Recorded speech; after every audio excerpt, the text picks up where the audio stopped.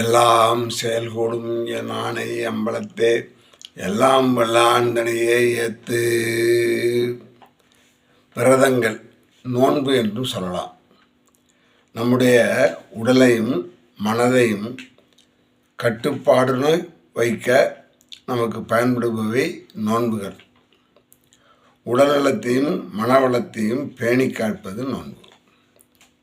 நம்ம வீட்டில் இயந்திரங்கள் இருக்கின்றன, வாகனங்கள் இருக்கின்றன. அவைகளெல்லாம் நாம் பயன்படுத்துவதற்காக அவைகளை அடிக்கடி சர்வீஸ் செய்கிறோம். எண்ணெய் போடுறோம், மற்றதெல்லாம் செய்கிறோம். அதே மாதிரி நம்மளுடைய உடலையும் மனதையும் நாம் என்ன செய்ய வேண்டும்? பக்குவமாக சரியாக வைத்து கொள்ள வேண்டும்.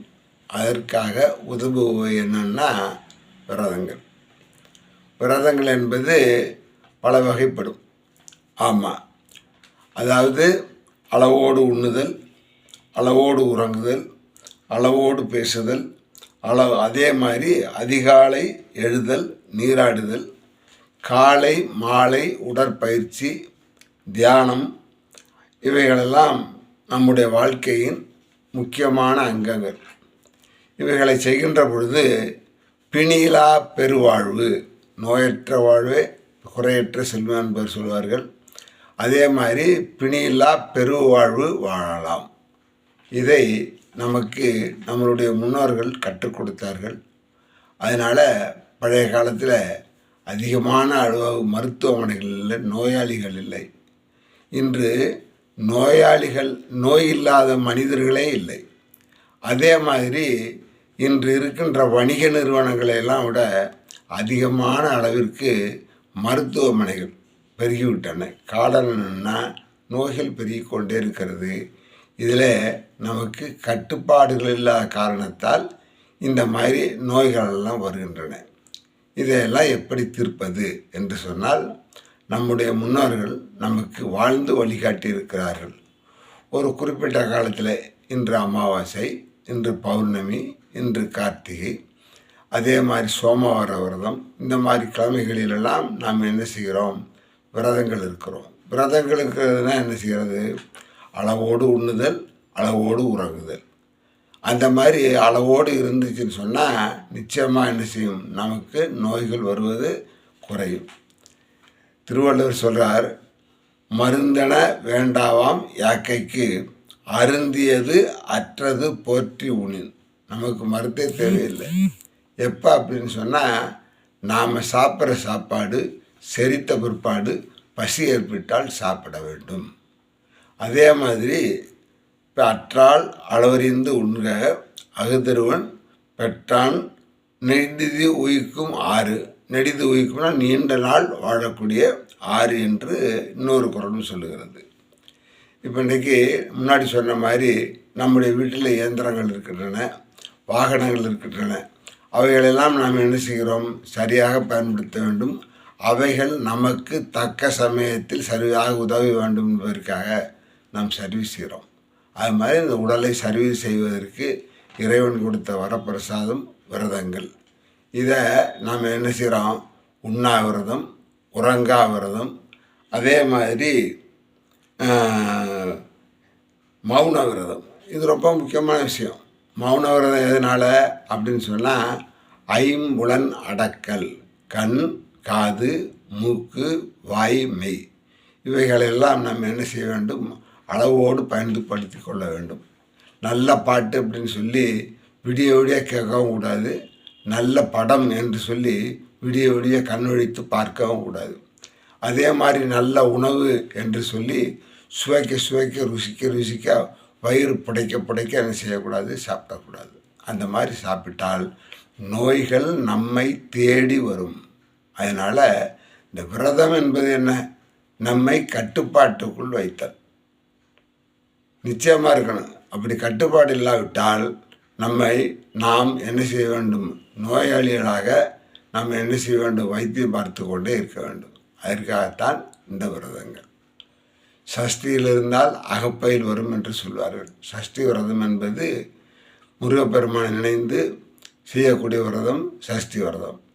அதே மாதிரி சோமவார விரதம் திங்கட்கிழமை சிவபெருமானை நினைந்து இருக்கக்கூடிய விரதம் சோமாவிரத விரதம்.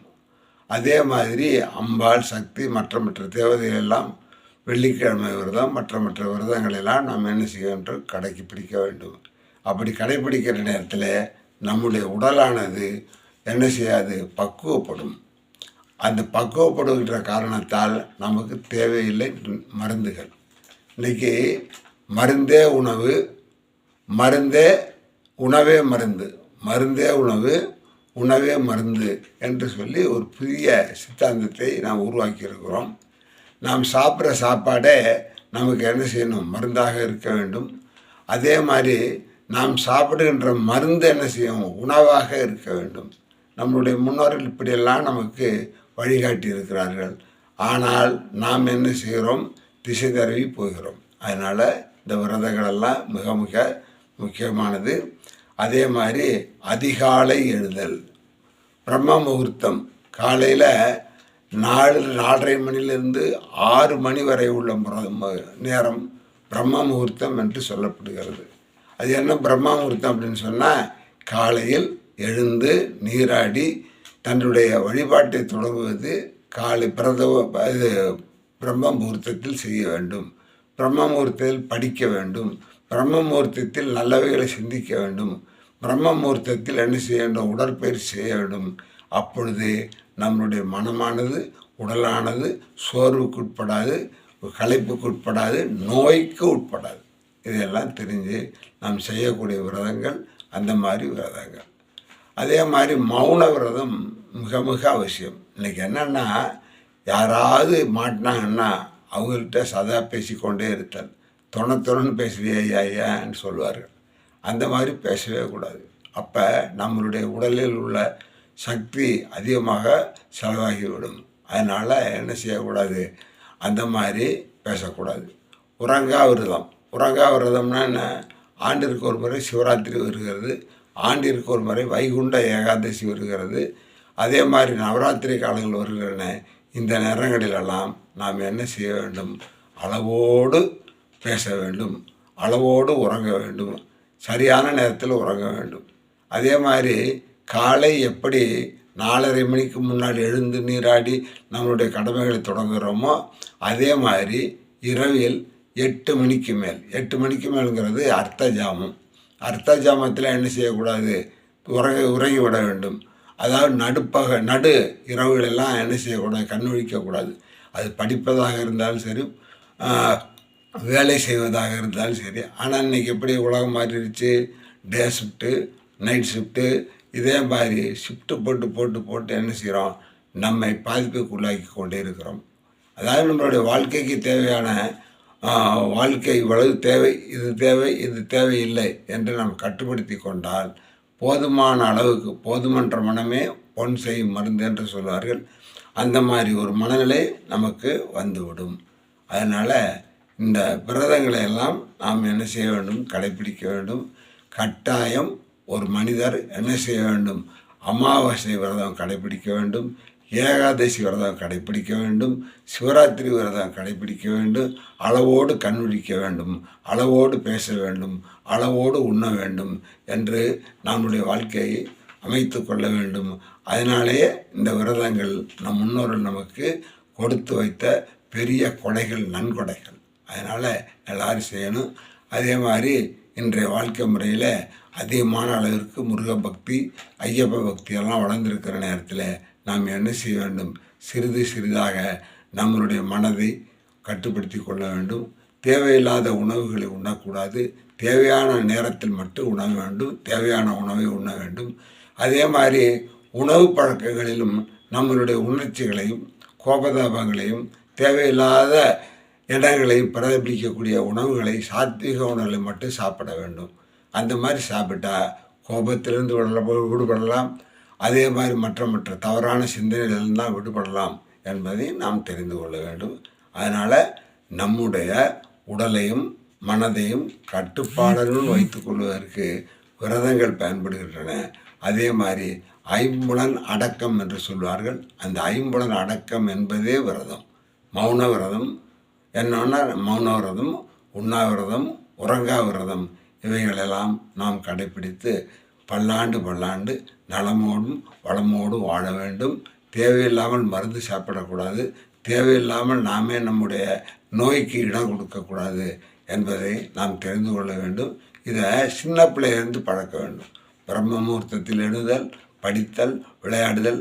அதாவது பாரதியார் பாடுறார், காலை எழுந்தவுடன் படிப்பு, பின்பு கனிவு தரும் நல்ல பாட்டு, மாலை முழுதும் விளையாட்டு என்று வழக்கப்படுத்தி கொள்ளு பாப்பா என்று பாரதி பாடியிருக்கிறார். ரொம்ப அற்புத கவிஞன். அவன் தீர்க்கதரிசி. அந்த பாடலை அந்த வாட்டத்தை எல்லாம் பார்த்து கேட்டு மகிழ்ந்து நாம் நம்முடைய வாழ்க்கையை செவனே வாழ்த்து வேண்டும். அதே மாதிரி உணவே மருந்து, மருந்தே உணவு.